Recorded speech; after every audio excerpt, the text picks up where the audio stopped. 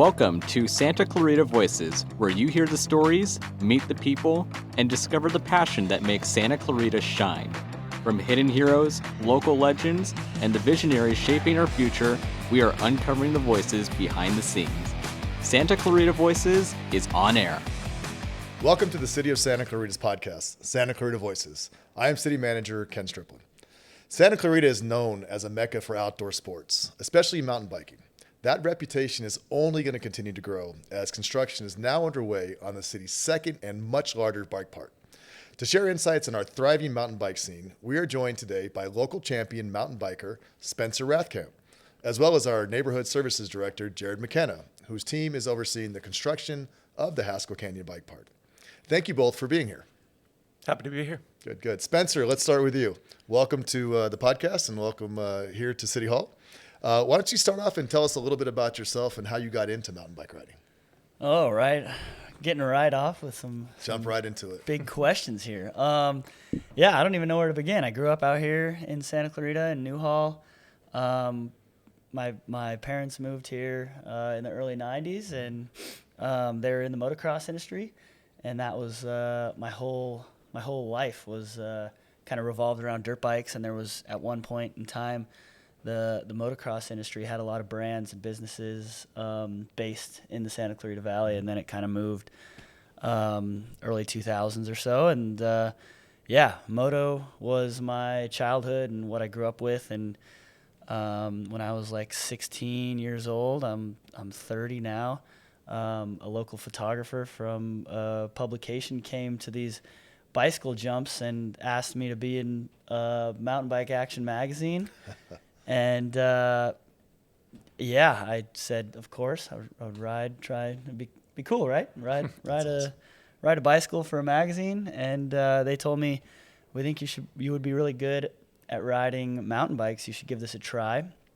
And they lent me a $600 hardtail, and kind of the rest is history. I fell in love with the sport and really did my best to see as much as I can, meet as many people, and I'm super thankful for the bike and the places it's taken me. And trained and spent so much time riding here in Santa Clarita, and it kind of shaped me as a rider. And here we are today talking with you guys. That's awesome. Well, listening to your story kind of brings me back a little bit, because fun fact, when I was from 8 to 10, I was actually a BMX racer. Awesome. And I was an expert level, so I kind of feel like my career could have taken a different path if I was at those jumps with you, and maybe could have got yeah, you could have been in the magazine. City manager could have been, back on the bikes. Yeah. But anyways, so Spencer, you're what's called an enduro rider, right? So what does that mean, and what does the competition look like in that specific racing category? Yeah, so I tend to race enduro mountain biking more often than other disciplines, but I kind of hang my hat on being a super versatile rider, where I'll race on the road bike, I'll race gravel bikes, cross country, downhill, and enduro.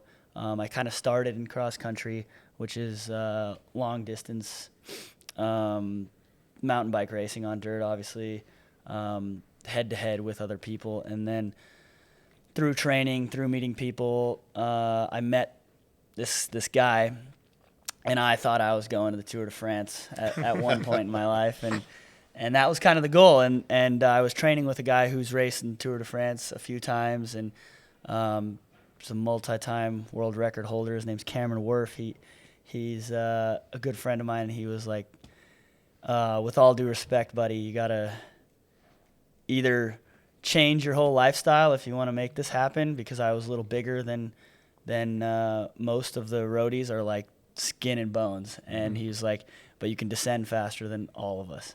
Yeah. So I would recommend you trying to race enduro, which is a discipline that is mostly gravity focused. So it's like a downhill race. You're racing the clock from top of the hill to the bottom of the hill, wearing full face helmets on bicycles that are super capable of handling pretty gnarly and technical terrain.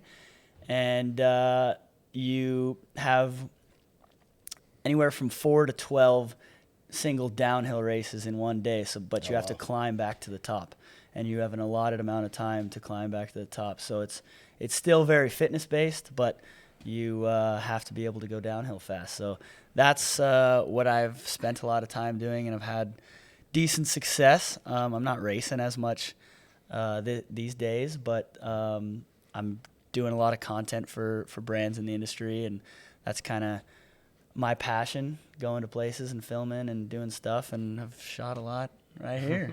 Yeah. Well, that's interesting. You know, that style of racing is pretty intense. Yeah. Oh, absolutely. The downhill part is probably harder than the uphill part, but I'm guessing that all the new bikes that we're seeing and on the streets are all electric assisted. So I'm guessing you don't get to push a button and help yourself climb back up with the electric aided bikes, or is it all the strength of your legs? The racing I do is all on what we call kind of acoustic bikes. Okay. So there's no motor with them, but it's not to say that I don't ride e-bikes, and I love them and they serve a great purpose. And I think they're fantastic. I wasn't able to ride with my dad pre e-bikes, and now he's my best training partner because he can smoke me on the uphill, and then I don't have to be waiting for him for so long. So. Yeah, e-bikes are good. They serve a purpose. Obviously, there's some headwinds with e-bikes and what they bring, but we'll figure it out. And yeah, they're a lot of fun. Yeah, well, it's definitely, like you mentioned, it definitely has opened up a broader demographic of people that are out riding the bikes, and even on not just on the trails and on the streets, but in the mountains, right? Yeah, absolutely. They're fantastic. They bring people to new places that they haven't seen before, or just get people out that wouldn't necessarily be able to climb a hill or climb a mountain without the help of an e-bike. And most of these bikes that I'm talking about are pedal assist, so they don't have a throttle. They're not bringing it at 30 plus miles an hour. They're limited. They have governors, and they have some sort of restriction on them, but yeah, they're great, and I love them. And that's great. I see Jerrid's getting a smile over there, so that means there's hope for Jerrid. He's He's kind of more of getting a on an e-bike. three-wheel bike guy. Okay. So I think if we can just get him one with a little bit of a pedal assist, we'll get him excited about the sport and can go on ride with you. Yeah, All just right, took the welcome training to the wheels party. off. World's my oyster. Good for you. Well, it's even better because he's got 3 young sons, and so it's like a bunch of 3-wheelers all going down the street at the same time. It's a little bit of a traffic jam. I call it but, a big wheel. Exercise is exercise, right, Jerry? Yeah, sure. Yeah. Can't hate on that. That's true. So Spencer, how you've obviously been to a lot of different places, ridden your bike in different bike parks and mountains and everything else. How would you say Santa Clarita compares to some of the other locations that you've been to? Well, for starters, the city of Santa Clarita is home to, as probably everyone listening, and as you guys are well aware, we have some incredible topography and mountains around the valley, and that's given me a lot of opportunity to get out in the Angeles National Forest and our city open spaces, and train in terrain that is demanding for basically any rider. Even on the road bikes, we're super lucky for being a Los Angeles County city to have these awesome roads back in canyons and don't have too much traffic on them to train, because I understand the stresses that road bikers put on drivers and stuff, but it is nice to have not super busy streets everywhere, and we have a lot of good bike paths. But yeah, we have a lot of good topography and a lot of land that is used in a pretty good way, and it helps a lot, and it's fantastic. And Southern California in particular doesn't tend to lend itself to using the land that it has for multi-use trails, and I think the city of Santa Clarita, and thanks to you guys and everyone involved, has done a good job of allowing us to utilize our space here in the best way. And as what we're talking about, this new bike park, Oh, that's great. Should be pretty good. No, I appreciate you saying that, and I think it's an opportunity for me to give a shout out to my bosses, the city council, who really have for the last 20 years made it an effort to maintain that land, to make sure that as we grow as a community, we're preserving the areas around us for that type of specific activity. Because as you mentioned, LA County, there's not a lot of those areas that are available for that. So over the past 20 years, I think we're at 13,000 acres that have been purchased by the city to make sure that the opportunities you're talking about don't only exist today, but for the next in perpetuity, for people for generations to come. So it's great to see someone who's using them on a daily basis and sees that as well. Yeah. And Jerrid's team is responsible for a lot of the development of those trails, maintenance of those trails, and making sure as we acquire these acres and acres of open space that we're not fencing them off, right, and saying, hey, we're not going to go touch that, but we're trying to make it as usable as possible for the diversity of recreational uses that occur here in the valley.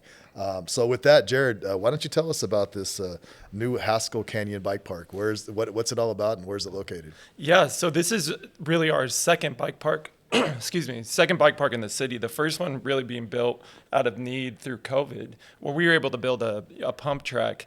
But while we were doing that, we were looking at what are those other needs and demands from the community on the mountain bike side. And so this is 400 acres almost that we're going to develop a more permanent active bike park for mountain bike riders and riders of all abilities, skills, and ages. Even me and my big wheel, I'll get out there through the gravel. But we're going out there. Good luck. Yeah, it'll be difficult to get out there, but once we're out there, we'll see how it does downhill. But it's almost 400 acres, 15 miles of mountain bike trails, and that includes everything from downhill, dual slalom, so you can race your buddies, pump track, so you can develop those skills that you talked about, and we have even boulders being brought in, so you can work on some of those technical skills. And really, the thought for us as a public agency is to make sure that anybody from beginner to intermediate to advanced has a place to ride, and so that's what this vision is for that bike park, and we're getting underway with construction next month. Yeah, dude, that's epic. I'm super stoked about this and about the opportunity that we have, and I think I can take some pride in talking to my fellow riders and racers in the fact that I'm pretty confident that Santa Clarita is the first of its kind to really put this much effort in California. Mm-hmm. There's other bike parks that pop up that are fantastic in Southern California, but Santa Clarita is the first of its kind to really push this type of bike park, or skills park, and follow suit of what other states or what other cities around the U.S. has done. And I think it'll be a good opportunity, one, for the next generation to develop their skills, but also bring more people into the city and show them what we got. And I've been out there. The property's pretty sweet, and I think it should cater to doing a lot of really, really good things out there. Yeah, and you've obviously seen the plans. I know that you were out at the groundbreaking we had about a month ago or so. It's 400 acres, which means whatever we have on the plans now is kind of our first phase and our starting point. And with that much acreage and that much freedom of space, so to speak, there's just endless opportunities for this bike park to evolve over time to meet the needs of different, whether it's, like you said, it's young kids on little mountain bikes just starting out, or guys like you that are out there really training and using it for a different purpose. But 400 acres definitely gives us a lot of freedom to build and create and evolve with the needs of the community over the years to come. So I think you kind of touched on it, but I think this second bike park, I think as you look at how big it is and the amenities that we're trying to add to it, you see a lot of bike parks like that are more, you're talking about Mammoth, you're talking about Big Bear that have, the ability to jump on a gondola or a ski slope and, get a ride up and you're paying money. This is the, one of the first of this size that's a public space that people can come out and really take advantage of it. So what are your thoughts in terms of what does this do for making Santa Clarita kind of the prime location for mountain bikers wanting to come out here? No, that's what I was kind of leaning on or trying to get to earlier when I was talking about that. It's there are other cities that have done this. Mm-hmm. Bellingham, Washington, Bentonville, Arkansas have done a fantastic job of this. Fruita, Colorado, that have done similar things where it's community driven and really caters to so many different people and allow families to come out with all the kids and spend time and have fun for everyone and it being free and so a place that we can really just have a good time at while honing skills or while just enjoying it. I mean, it's gonna be, I think, pretty influential for other California cities to do the same, and I think it's going to be great, and I think people are definitely going to want to come to Santa Clarita to ride their bike. I mean, it's done that for Bentonville, Arkansas, which has a quarter of the elevation, and it shouldn't even be a really good mountain bike destination, but they've done a good job and have created a place for people to go in the Midwest, and there's absolutely no reason why it won't be Well, the same it's funny for you here. mentioned that one. I know that when we were initially coming up with the concept of what we were going to do, what the design looked like, I know we sent a group to Bentonville to go check out the bike park, and I think they have one advantage that we have. Aren't the Waltons like a big? Yeah, the Waltons funded that whole thing. Bentonville so, is their town. Yeah. Walmart family kind of came in and helped out. So if we're in the same category of being mentioned in those bike parks, I think we're at least on the right track. So and it's going to happen, I think, and genuinely, the advantage that we have over any other place like this is we have elevation to support these like insane trails that we're going to be putting in, and we have the property, right? There's absolutely. 500 acres to do. And you mentioned topography, I think, in your opening statement, and this really had been designated, I think, 5 years ago, where we looked at it's a prime location. Yeah. I mean, you're a mile off of a major thoroughfare on Copper Hill. You don't have to take a puddle jumper. I think I saw in one of your videos you took a plane to go bike ride just a couple weeks ago. You don't have to do that, right? You can get right off Copper Hill, go down a gravel road about a mile, and then the topography, it lends itself to these trails. I mean, we have to do minimal work, and you get 2 access points. You can get from the Haskell side and the Blue Cloud Road side, and so it gives residents, access from multiple points in the city to really get ready to ride in just a few months. Yeah, I'm stoked. I can't wait. I can't wait for this, and I can't wait to hopefully be a part of it and show it off to all my friends in the future here. That's great. That's great. You mentioned a lot of different places here that you ride. What is do you have a favorite space that you like to go ride more often than the others, or you kind of mix it up? This is tough. It's a very tough question, because I've been super fortunate to ride and race my bike around the world, and there's some absolutely insane trails and just beautiful places. I think if you ask anyone that's traveled a lot what their favorite place is, it's a tough thing to answer. But I mean, Whistler, Canada, is really known for being the mecca of mountain biking these days, and it's tough to beat if I were to pick one. But there's so many good places, so many good bike parks, the Dolomites in Italy, Val di Fassa is insane. Yeah. It's just so incredible, and I hope to find more. Jerrid was kind of hoping you were going to say somewhere that he built. Okay, we'll get there. Maybe after we do this bike park, we'll bring that back up and see. That's right. Hey, Spencer, you're also very active on social media and with a very impressive following. It's a little bigger than the following here on our podcast, but we're like a bike park. We're growing, right? We just got to start somewhere. Talk about what you post and what your followers like to see from you. Oh man, I don't even know. I don't honestly. You just throw it all out there and see how it goes. The social media thing has been a super strange thing for me to really encompass. I love posting and creating stuff that people like to see and share with their friends. But honestly, it's just what I like, really, and that's riding bikes and doing stupid things like wheelies everywhere, and people seem to like that. So.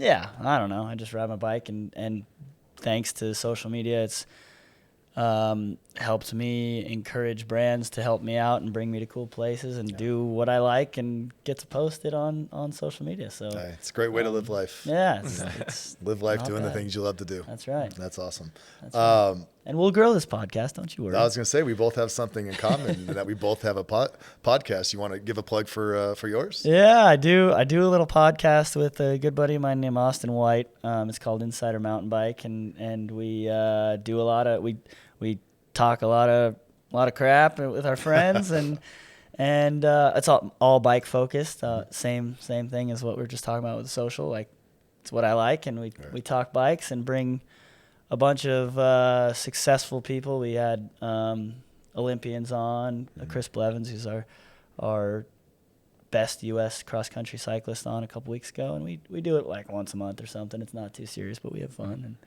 That's awesome. Talk with cool people. Kind of bummed. Our assistant city manager, Frank Oviedo, is kind of fancies himself as a champion mountain biker himself. Okay. So I know that he's on vacation this week, so he wasn't able to be here. But we'll have to do it I know again. He'll definitely be one of the first followers on the podcast, and probably is a follower on you right now. So we'll let Frank see what it's all about, and maybe send him your way to go on a little. He can ride the trails with you and see if you can keep up. Let's do it. Let's do it, and then let's get him on here and talk bikes. There you go. And talk about the park again. That's right. Once we're done. So back to the park. So Jerrid, when can we expect the new Haskell Canyon Bike Park to be complete? Yeah, as I mentioned, we're going to start construction next month, and it's about a 5-month build. So we're shooting for December, end of this year, actually, to have a ribbon cutting and then welcome the public. And the hours of the park will be, dawn until dusk. And so we'll welcome the community with a big ceremony in December and open it up. Yeah, that's pretty cool. We like to call the winter here as mountain bikers the on season, because that's when it's raining and we get good dirt. So I'm excited to break in the new park during the on season. I want to say that was on purpose, but yeah, sure, that's exactly what we'll say it for. Is. Yeah, exactly. We're over for like light rain, just to kind of keep the dirt down. Yeah. Exactly. Speaking of the bike park, we've kind of talked about it, but it's like this is a big project for the city. Obviously, Jerrid mentioned, we've talked about 400 acres of land, which we purchased previously. I think we just went to the council with the contract. I think we're at $6.5 million, something like that, for the construction of it. Yeah. So that's a lot of money. I mean, it's a big investment on behalf of the community. Jerrid, talk a little bit more about what can people expect to see once we cut the ribbon and we let them go. What kind of amenities are we looking at? Yeah, and so I mentioned you'll have 2 access points, right? The main access will be on the Haskell side. So once you go down that 1 mile gravel dirt road, it's just before actually our archery range that we have in the open space as well. You'll pull up and it'll be this more permanent, inviting experience where on the floor level or the base level, you'll have all the pump tracks. You'll have those technical tracks as you can go through the dual slalom. So you can race your buddies. There'll be temporary event areas, so we can bring in some of those things and have some competitions and really invite sponsors, riders, everybody to come for more permanent events. But on the day-to-day, it's going to be, there's plants going in, there's going to be trees, there'll be shade structures, there's going to be bathrooms. So really it's more of that permanent facility, whereas right now, as you're used to, it's kind of build your own and cut your own trails. And so the city's commitment is to do that, for the residents and give them a jump off point, to get into riding or continue what they love. Great. Cool. Good. So Spencer, besides waiting anxiously for the next 6 months for this bike park to open up, what are you gonna do in the meantime? What goals? What do you have going on over the next 6 months or so?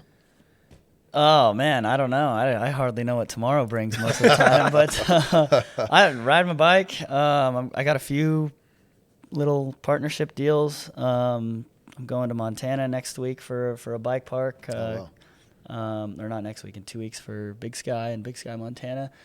Doing some content stuff out there. As you saw, I think I just was up in Canada filming a trip, so we gotta put a bunch of footage together. Okay. And yeah, man, just ride my bike, enjoy it, and hopefully be out helping you guys build this park a little bit, and help get this thing done in December. Well, we certainly appreciate the support and having you here. Like I said, it's Santa Clarita is a unique place. Whether it's softball, baseball, soccer, mountain biking, we are certainly blessed to have a high caliber of individuals who participate in those sports, and to have not only a world-class cyclist like yourself, mountain biker like yourself, here with us, but as a local resident who's grew up here, and this is your home. Mm-hmm. And so we look forward to your participation, your use of the facility, and working with us to get the word out to make it even a better facility, and celebrating your successes as you go forward. So I want to thank you, Spencer, for being here with us today, sharing your experiences, and also helping us promote the future of this bike park. Jerrid, thank you, a repeat customer, actually Jerrid's second time on the podcast.